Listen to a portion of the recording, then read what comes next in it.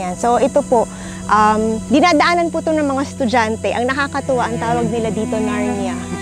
Kasi pagpasok mo, di ba, ibang-iba talaga siya eh. So parang galing sa Institute of Biology, pagpasok mo, parang nasaan ka na, nasa campus ka pa ba?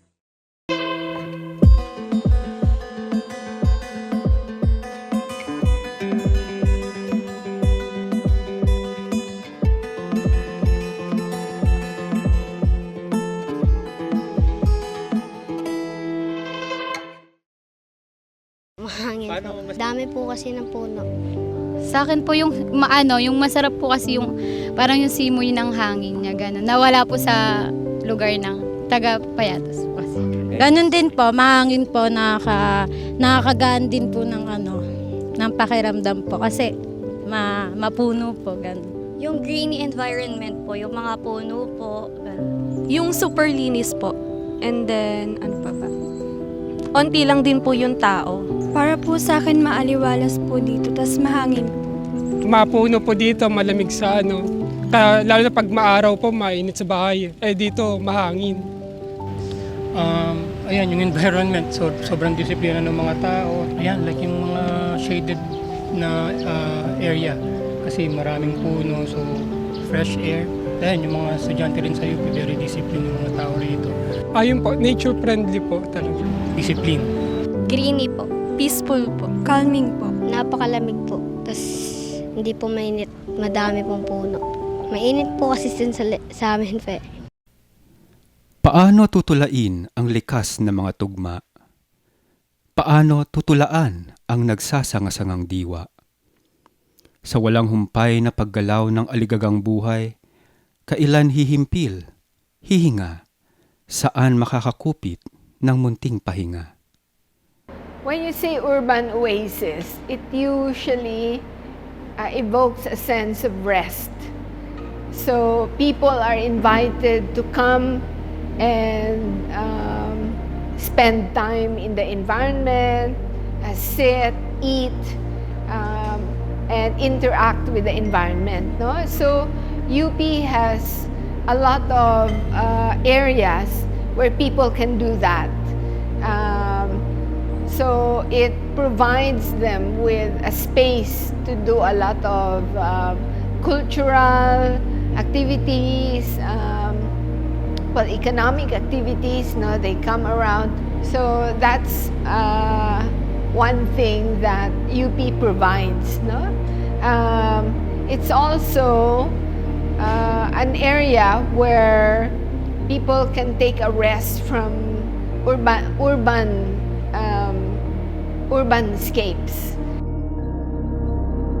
Unique yung UP Diliman Campus kasi isa ito sa mga lugar dito sa urban area natin sa Metro Manila na may ganitong kalaking green open space, no, na accessible sa napakaraming mga tao at nag-host din ng iba't ibang mga activities, no. So meron talagang kumbaga pagsasama-sama noong mga iba't ibang mga species, no, ng biodiversity as well as yung human community dito sa ating campus. Tahimik po kasi, and then maganda po yung environment, and then as a friend po, kami pong group of friends po, ganito po yung prepare namin na place po, yung peaceful po. Masaya naman po kasi kasama ko po yung mga friends ko, and then sila din po yung nag-aya na ma-experience ko po yung ganito po. Minsan sa katotohanan lang, pag nag-uwi ako ng probinsya, mas malamig pa dito doon sa amin sa probinsya. Ang kakaibahan lang kasi may dagat doon. Pero pagdating sa presko, hangin, mas ma-presko talaga dito sa Diliman. Kaya pag nauwi ako ng probinsya, parang feeling ko na, ay parang UP lang.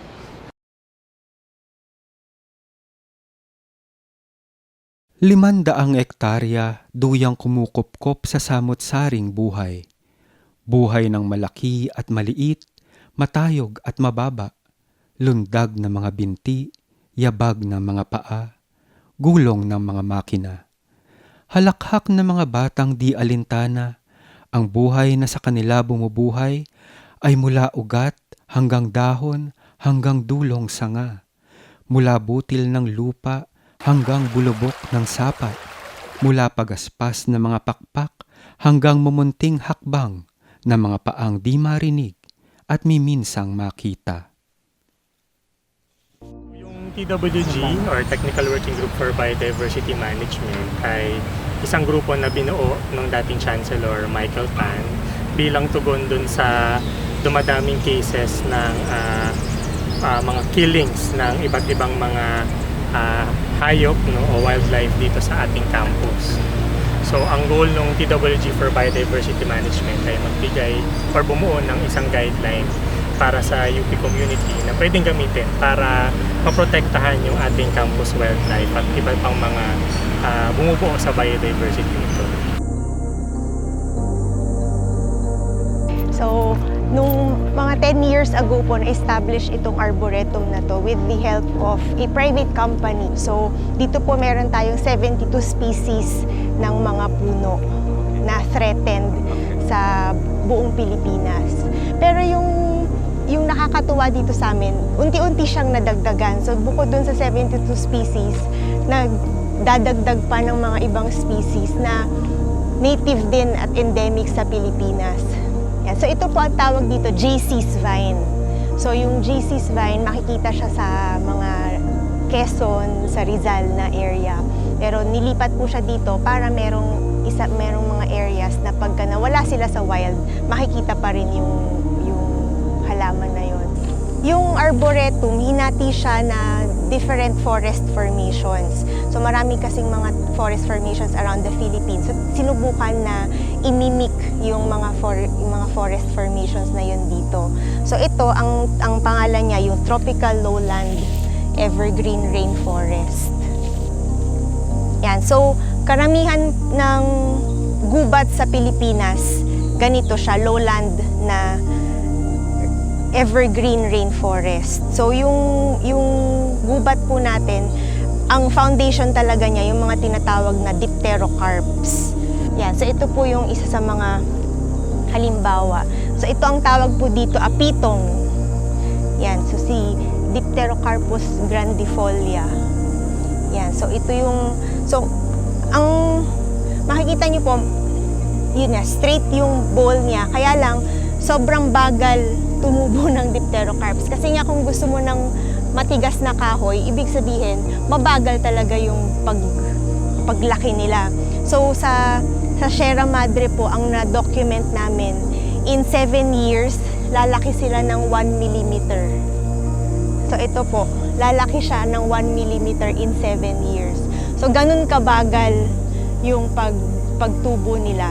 Tapos, pag kinuha siya ng loggers, in 1 hour, ubus yung ilang centuries na tinubo ng punong yun. So yun po yung nakakaiyak talaga kapag nagha-harvest ang loggers ng mga dipterocarps. Paanong susukatin ang tayog ng asenso? Anong pagsusuma ang makasasapat sa itinumbang mga taong tiniis, tiyaga, pinagbuhusan ng araw, ulan at lupa? Paanong mababawi ang naglahong tayog at tikas kung kasamang nailibing ng mga itinumbang katawan, mga kwento, mga tula, alaala at diwa, lihim na panaginip, hiling na payapa.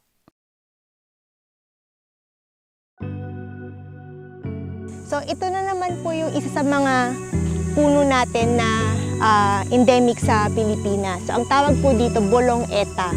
So kaya ko gusto sana na maipakilala sa inyo ito. Kasi ang kwento nila, kaya siya tinawag na bolong eta. Kapag ka daw humawak yung mga aita dito, nagwi-wish sila. Tapos natutupad daw. So kaya ito isa sa mga favorite na puno ko. Kasi kung meron akong gusto, minsan pupunta lang ako dito, magwi-wish lang ako. So yun yung paniniwala ng mga indigenous peoples natin. So dito sa UP Diliman, hindi natin malalaman kung matutupad yung mga wish natin, pero isa sa mga malaking tulong ng puno, yung sa mental health. Kasi napatunayan na po sa mga studies na kapag meron tayong mga puno, mga halaman sa paligid natin, mas maganda ang mental health natin. Mas na-uplift yung spirit natin, meron tayong mga positive energy. So tingin ko po malaking tulong yun sa lahat ng constituents ng campus, sa mga estudyante, mga faculty, mga staff, tsaka yung mga nakatira din mismo na nakapaligid sa atin yung mga puno. Gusto niyo rin po mag-wish. Yan. So ito po yung isa sa mga gusto ko rin na ikwento na puno. So ang tawag po dito, tangisang bayawak. So kaya ang sinasabi nilang tangisang bayawak kasi kung mapapansin niyo po, yung mga bunga niya nasa pinakataas. Yung mga green na nasa branches, yun po yung bunga nila. So yung bayawak po, dahil fruit eating sila, gusto nilang ma-reach yung ganong kataas na bunga. Kaya lang, napaka-smooth naman ng bark ng tangisang bayawak. Tapos matataas pa yung branches. So sinasabi nila, tumatangis daw yung bayawak sa ilalim ng puno. Kasi ang dami-daming bunga sa taas, pero hindi niya maabot. So yun, kaya tangisang bayawak po yung tawag dito. Tapos kaya niyang labanan yung mahogany. So mahogany po kasi yung naitanim nung since mga 50s. Tapos ang hirap niyang matanggal kasi ang tawag sa kanya invasive species. So nagre-release siya ng chemicals na harmful for other trees. So isa yung tangisang bayawak sa mga kayang ma-resist yung poison na yon.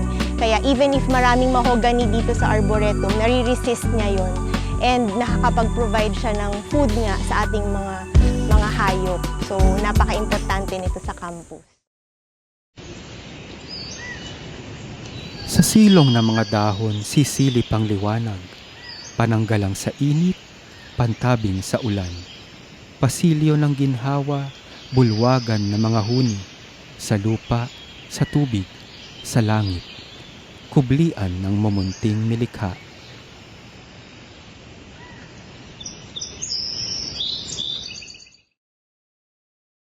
So, yun, and we have a plethora of many different kinds of species, no? That are interesting in the UP campus, no? Like, for example, we have the largest owl can be found in the Philippines, the Philippine eagle owl. There is a certain balance that they actually help to maintain, no, these animals. It seems that the campus has provided them with enough resources for them to thrive. So this is the Luzon lowland scaps owl. No? We have this in the campus, and there are many families of this particular bird in the campus. No? It's a nocturnal bird of prey, and the College of Science apparently has one of the highest densities of this particular species. No? This one is very, very common within the UP Diliman grounds. This is the colored kingfisher. No? And this particular bird feeds on a lot of insects and sometimes fish. So it's not true that kingfishers only eat fish. So this particular kingfisher likes insects as well. It nests in mga mounds of mga wasps. And lastly, we have this. This is the black-naped oriole. This black-naped oriole is very bright yellow, as you can see. But it also has a very loud voice. You can actually see it right around the National Science Complex, and even all throughout the campus, no? Both of these birds, actually all of them, no? You can see them throughout the campus, no? The young one has a dull-colored bill like this, but the adults have a bright pink to red bill.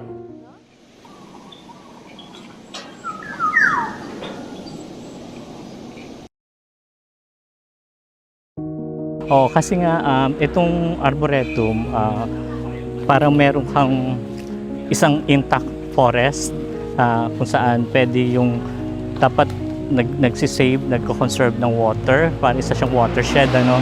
So maganda siyang bahagi ng UP Diliman kasi ma-maintain niya yung quality ng tubig din kasi parang nafi-filter nitong forest yung mga contaminants, pollutants na gagaling sa mga roads, sa kalsada natin. So, bago pa man pumunta dun sa ilog natin, may mga road systems ka na sumasala sa mga pollutant. Kaya mahalaga din na talagang maprotektahan yung gubat natin. Kasi madalas naman ang cause ng mga disaster, hindi naman yung ulan talaga kundi yung baha. Nakasama nito yung mga lupa. Kaya na lumalakas yung parang yung force at nagigiba yung mga mga infrastruktura. So ito po ay isa sa mga ilog natin dito sa Diliman, ano. So makikita nyo po na sa panahon ngayon, dahil nga po nagsisimula pa lang ang tagulan, unti-unti nang bumabalik din yung ating tubig, ano. So mahalaga din po na yun, ma-maintain yung water kasi po marami po tayong mga biodiversity na aquatic o naninirahan dito sa ilog na to. Ayan. So may mga snails din po tayo dito. Common naman po ito, no. Lagi nakikita din sa iba't ibang lugar. Pero ang ano naman po nito, mga snail, para silang nakatira sa mga bato, sa mga dahon. Kinakain din po nila kasi yung mga nakakapit doon sa mga damo at dahon. So mahalaga din po sila sa tinatawag nating food web, no? Kinakain natin. So dito rin po, kaya sa amin po, sa mga pag-aaral namin sa ilog, lawa at sa mga batis, ang sinasuggest po namin kasi wag nilang tanggalin itong mga dahon. Kasi po ito yung parang yung nutrient cycling, no? So yung mga nutrients galing sa puno, bumababa po dito sa atin sa ilog at ginagamit po ng mga organism. And then eventually naman po mabubulok, tapos magre-recycle ulit, so babalik naman din po sa environment natin. So dito sa UP Diliman, mahalaga ang ginagampanan ng mga ilog natin kasi yun nga, nagbibigay siya ng lamig sa atin, so sa init, kapag yun nga, katulad ng nabanggit kanina, yung heat index. So sa ganitong paraan, at least kapag malapit ka sa ilog, sa puno, may puno, iba yung pakiramdam mo, parang napakaluwag, kaaya-aya yung environment. Tsaka iba pa rin yung parang relaxing yung tunog ng tubig na umaagos, no? Kesa yung traffic na naririnig natin sa labas. So maganda din po ito. Kaya kailangan din natin pangalagaan ang ating campus, no, sa UP Diliman para ma-maintain din po itong ganitong klaseng mga ecosystem dito sa loob.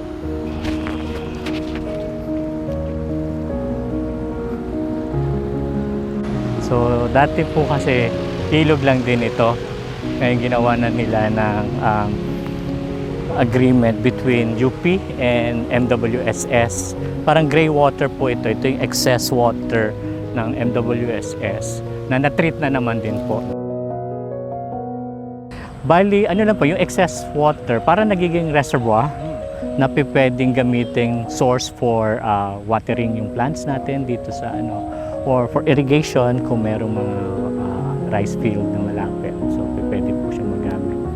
Ang requirement lang naman po ay sa environment, particularly sa Department of Environment and Natural Resources, ay ma-maintain din yung classification nitong water. Kasi sa ngayon po, Class C yung water natin. Ibig sabihin po nito, ang water ay pwede po for livestock, fisheries, irrigation, and other non-contact sports like fishing, angling.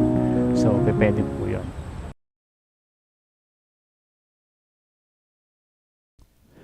Paanong manimbang kung mundo ang nakataya? Kung di matiyak saan ang pagkakasala? Paanong tutulay sa mabuti at masama?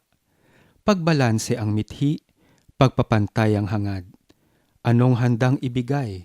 Anong ipagkaiingat? Malaking usapin yung nagsimula. So una po kami na involved para lang bago pa siya establish, parang kinontak po yung College of Science para mag-collecta ng mga tubig para makita kung ano yung klaseng tubig meron tayo in terms of water quality.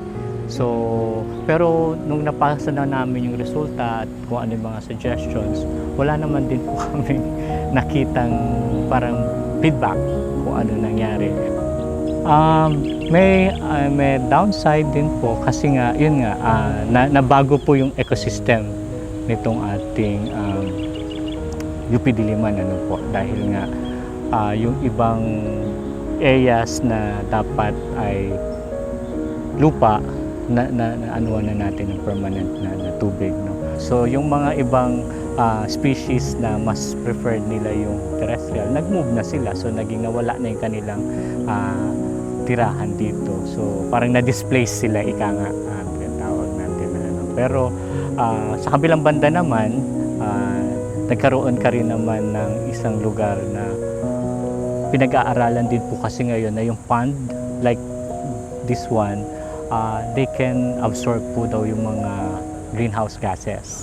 So yun din po ang hindi pa po may mga research naman din po na nagpapatunay din naman. So hindi pa natin nalalaman kung ito nga ay nagsisilbi din as absorption, pero pwede po natin din tingnan. Para sa akin po, may compromise sa either way. Tingin ko maganda naman yung compromise kasi kunwari, merong mga grassland na gusto namin na wag putulan kasi doon nakatira yung mga ibon.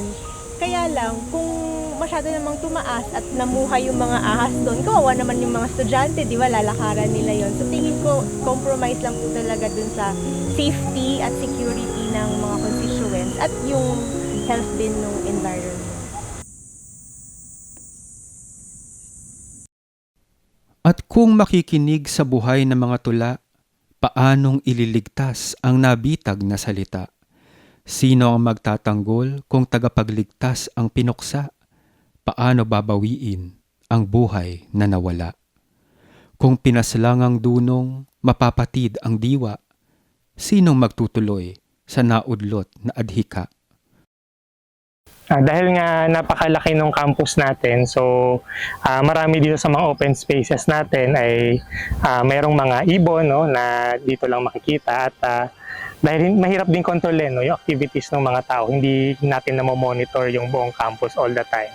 So nagkakaroon ng mga cases na dahil hindi nila alam na hindi dapat pinapatay itong mga hayop na ito, parang nagagawa nila yung mga ganong bagay, no? Pinapatay nila either for para huli, either for fun, no, o kaya naman ay para lang para hulihin o kainin. So yun yung mga cases na nangyayari sa campus natin.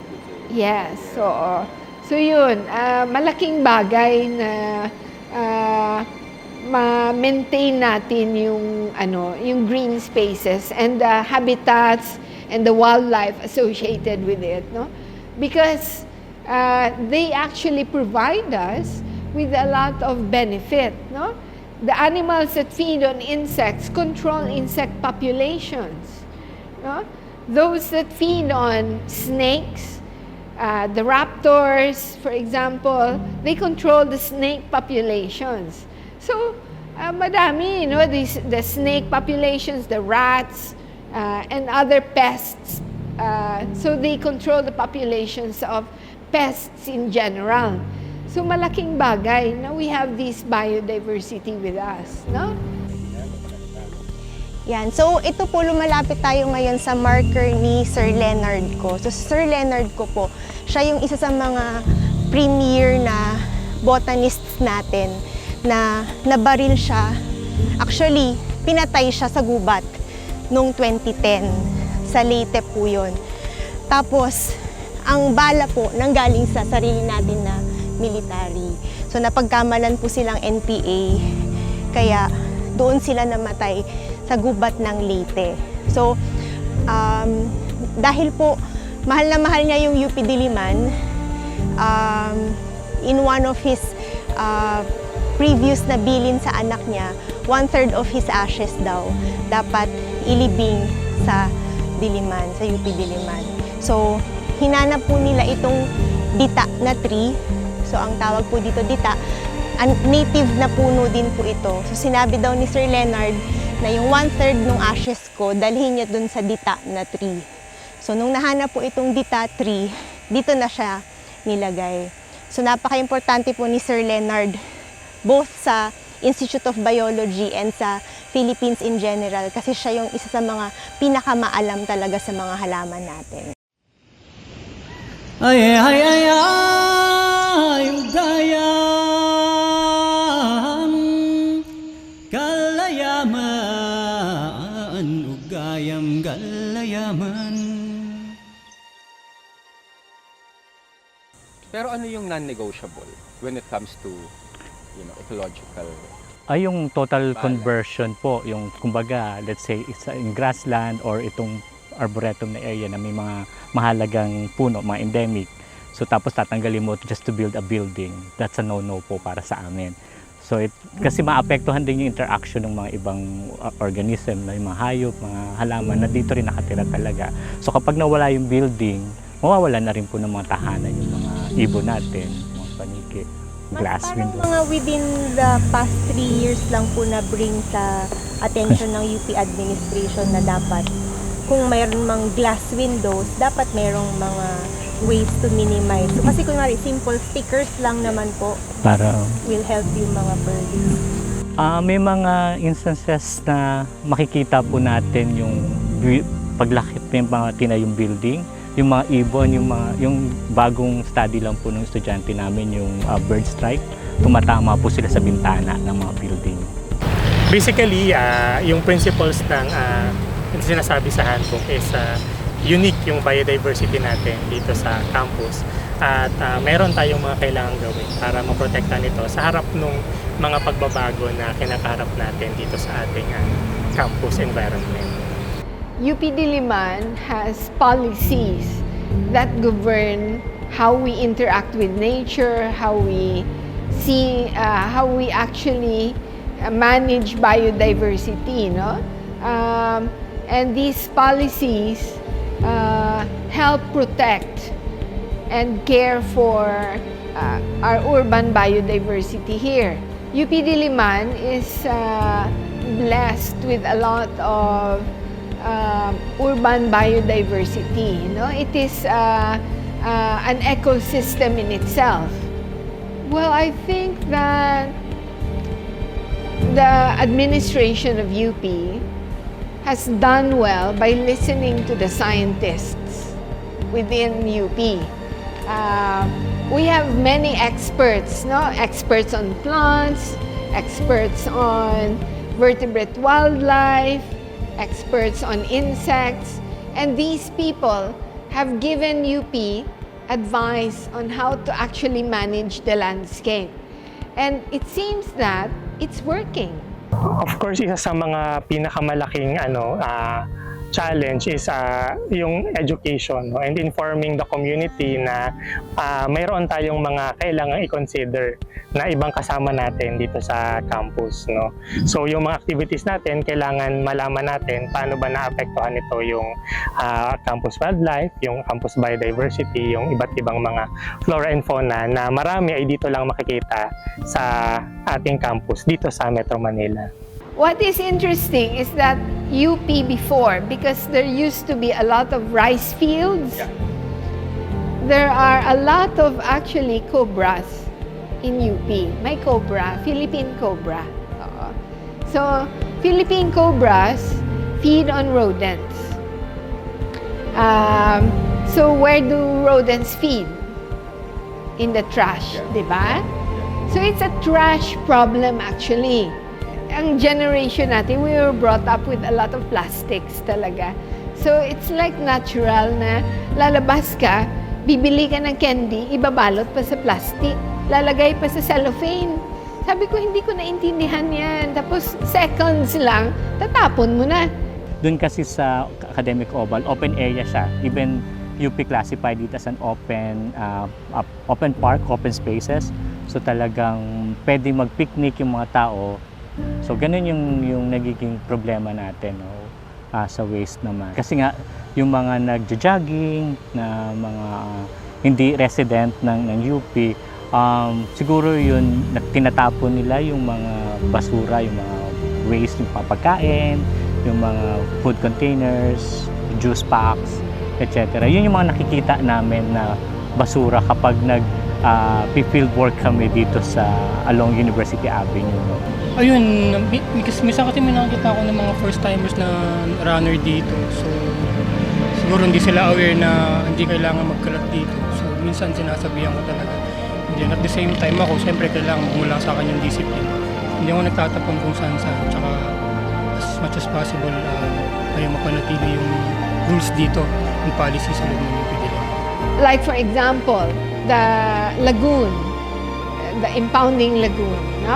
That area, the original plan for that area was that it would be a pond with dancing lights. That was the original plan for that area. That was from an administrator of UP. Can you imagine just water without any vegetation and just these dancing lights?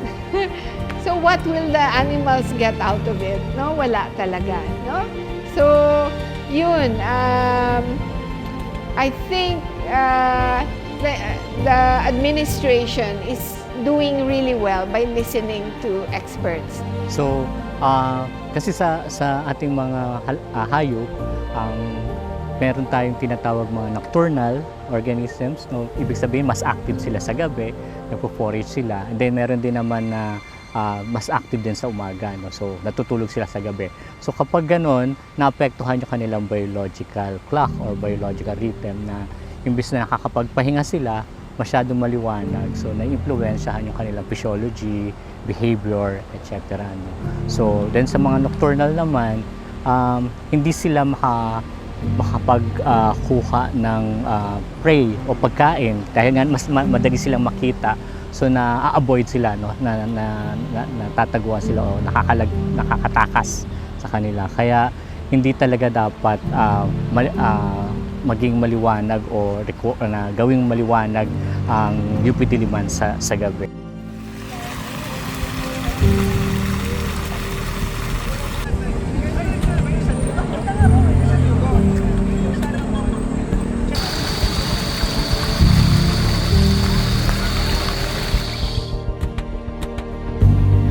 The soul of UP is in its green spaces. We are identified by everyone in the metro and the whole of the Philippines and even the world as a green campus. It has to be, there has to be a bottom line. No? Dapat there has to be non-negotiables in those areas. It is a legacy that we need to give to the next generation. No? We came to this university grounds with the trees that are found here already, no? With the habitats and the environment that we have now, no? We did not plant some of these trees, no?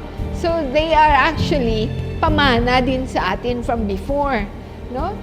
So dapat alagaan natin na pwede pa natin itong ipamana to the next generation. Can you imagine being the generation na magtanggal ng lahat ng green in UP? Di ba? Kaso yun nga po, konti lang po masyado yung bata ngayon. Unlike po dati. Tapos masaya po kasi sabay-sabay po kaming naggagala ng mga tiga-UP. Tapos hindi pa po uso cellphone nun, di ba? So parang quality time po talaga namin yung nasa plaza kami. Yun po. Nakakapaggala, ikot, Naglalaro po kami dito sa may pag umuulan naliligo po kami dyan dati. Kasi kapag ganito po na ganito po ka-peaceful yung mga lugar, hindi na po kailangan dumayo ng ibang tao po sa lugar na may ganitong place po na makakapag-picnic po ng tahimik, and then onti lang po yung tao, tapos sobrang linis po, ganun po. Sino ang aako sa salasalabid na pagkakasala? Ano ang ipambabawi sa pagmamalabis sa pagsasawalang bahala? Sinong makakatakas sa balik ng pagsasalaula sa mundong lunan ng buhay, tagalikha ng mga araw, bukal ng paghinga, lunan ng pahinga, kadluan ng gunita? I think mag-uumpisa yung lahat sa pagpapakalat ng knowledge about yung quality ng environment na meron tayo at yung value ng biodiversity na meron tayo dito sa campus. Para syempre mas ma-appreciate yun ng community at mabigyan nila ng proper consideration yung iba't ibang gagawin nila, whether yan ay yung mga leisure activities na ginagawa natin sa campus or even yung mga infrastructure activities, mga projects na nakikita natin sa campus na nangyayari ngayon. So, isa yun sa mag-uumpisa ng balance, yung pag-educate dun sa community about that particular thing that we have in our campus. Siguro po yung pagtatapon po ng sariling kalat po. And then yung kagaya po nito, after po nitong picnic po namin, lilinisin po namin yung sarili po naming kalat. Kasi kami rin po yung nagdala. Healthy po kasi yung place eh. Kumbaga, onti na lang po kasi yung puno sa iba. Kasi yung iba po, ano ba tawag dito? Yung deforestation po. And then, nakakadagdag po kasi yung init kapag wala na pong puno. Eh, yung puno po kasi, isa po sa tumutulong kung paano po yung weather po is lumalamig din po. Yun po, katulad po, nagpipiknik po kami. Pag umalis po kami, lagi po namin talaga siya siguro yung place po namin malinis. Huwag po kayong magtapon at magkalat.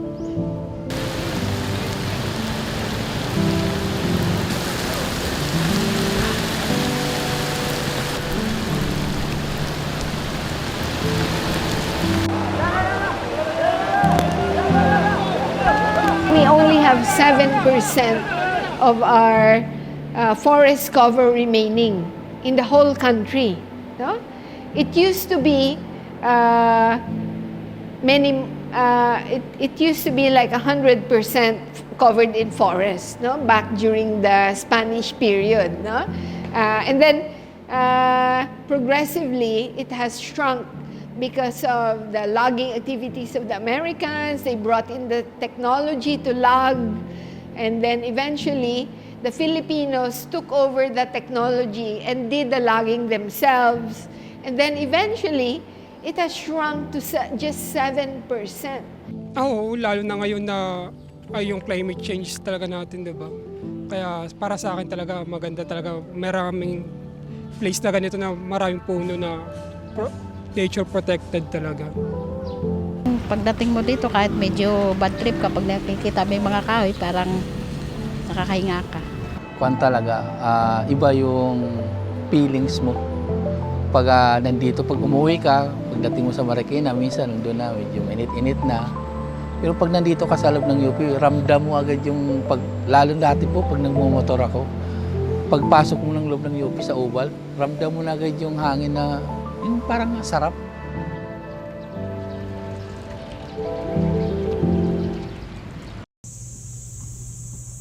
Sa tula ng buhay, kulay ang talinhaga.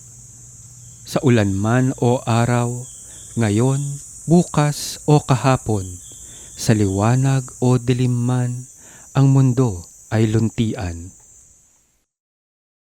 UP, like I said, is a green space. It is a tiny speck of green in a sea of urban areas. No?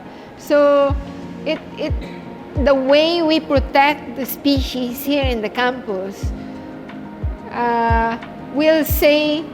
says a lot about how the environment will be taken care of, no, in the future, no?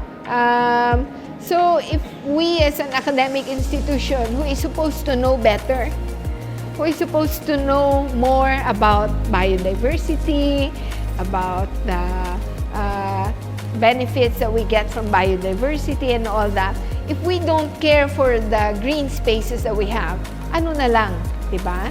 No? So, people are looking at us on how we actually care for the green spaces that we have, no?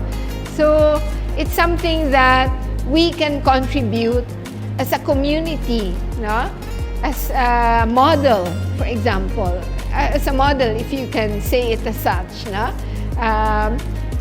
To other communities with similar struggles, no?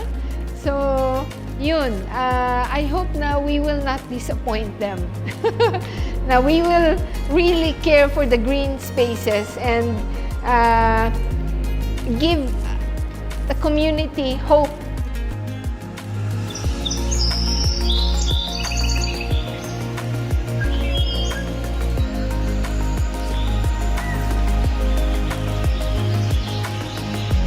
Kulay ang talinhaga kung mundo ang tutula. Luntian ang giit ng buhay na mga tugma. Ang sabi ng Makata, ako ang daigdig. Ang sabi ng daigdig, ang daigdig ay tayo. Sabay na nabubuhay, sabay na maglalaho.